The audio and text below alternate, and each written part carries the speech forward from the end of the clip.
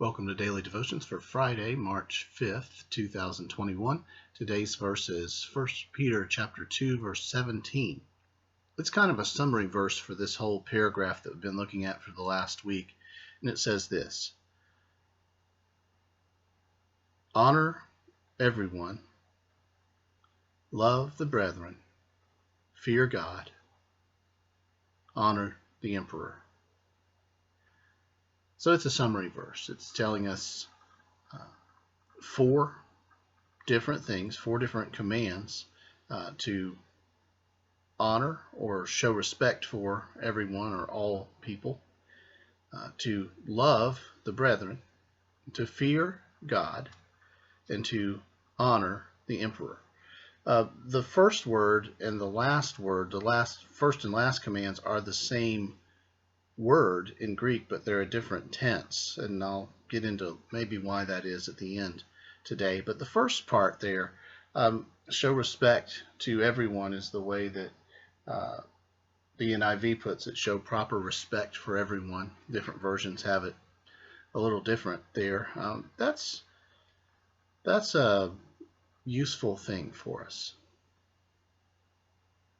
There's a tendency, I think, in our world to toward ridicule, and there are times in the Bible where ridicule is utilized by the prophets and by others who do love God as a way of pointing out the absurdity of someone's thinking or action in light of God. So there can be a place for that, but Peter's word to the everyday Christian, to the church, is to show respect to everyone, to live in a way within culture that maybe doesn't put us on the giving end of one insult after another. There's an important truth there that we should heed and be cautious about dishonoring with our speech or with our actions other people, even those who disagree with us. And then the second, love the brethren. That's the agape word. There's some sense of a deeper kind of love there. I don't always think that works in terms of the Bible. In terms of agape, doesn't always point to some special love over the other kinds, but it does generally point to kind of the idea of a self-sacrificing love, a godly love toward the brethren. So there's a respect for the broader culture, but the heart of love really resides within the body. And that comports with Paul's words in Galatians 5. Let's do good to all people, especially the household of faith. And so there's a special attention, a special love that belongs among the people of God, and a general respect that belongs on our part toward the broader world. Interestingly, I think in our day we miss the mark on both of those areas. We often speak dishonorably toward others and treat the world around us, those that disagree with us, with disrespect, and we often don't love faithfully the body of believers, and we either don't love through ignoring them and not really getting to know one another, or we have outright conflict or dispute with fellow believers. So these first two ideas are quite challenging for us, and so we make note of that. And that's something we should consider in our own lives. Are we dealing respectfully with the world around us, and are we loving the brethren? Fear God. Fear God. And I wonder there, of course, love God is also an important command in the Bible, but fear God is here perhaps to bring to us the necessity of honoring and reverencing God above earthly powers. So even as we show respect for the broader culture, we don't worship it, we don't bow before it with ultimate allegiance. We just treat people with kindness and show love to the brethren. And then we fear God. We understand that God is the ultimate ruler. He's the true king of the universe. It's before him that we rise or fall.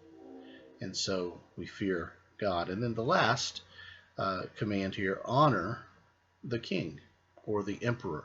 That word is oftentimes refers to just a king, but here many translations take this to mean the emperor, and I think that's probably right. It's singular, and it's probably focused on the Roman world in which these believers lived. So probably here talking about the emperor.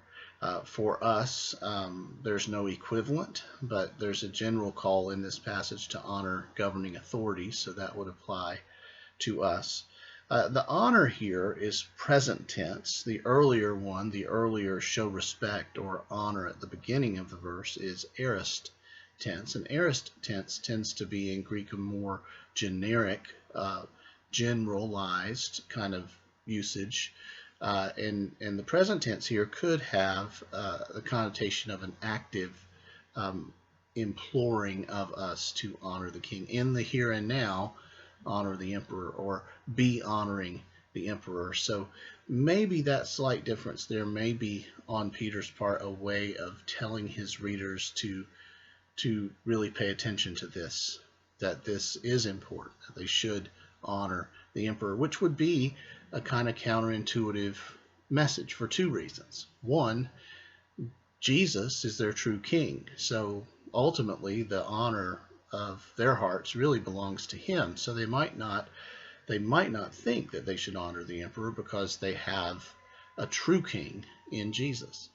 And secondly, they might be inclined to not honor the emperor because the emperor does evil things. We know from the history of Rome that many emperors were wicked, and all of them really were pagan, not Christians. Until you get very far into the empire, you don't have any sign of Christianity among the emperors. And so that's a second reason why Christians may have been hesitant to honor the emperor, may have thought in a different way. But counterintuitively, Peter tells us honor the emperor. Of course, when we know the whole of the story, we know it's not counterintuitive, because Peter heard Jesus. And Jesus said, love your enemies and pray for those who persecute you. And so these emperors, who in some cases brought persecution against Christians, were to be loved by Christians. Because we have been so well loved by Jesus, we can love even those who oppose us. This is not an easy truth to acknowledge, but it is a truth that God calls us to as believers.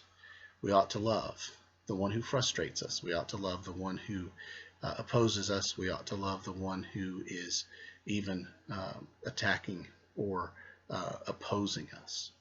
Hard truth, but good truth. And truth that ultimately brings us to a place of greater stability and strength as people under our King, Jesus. Thanks for watching today.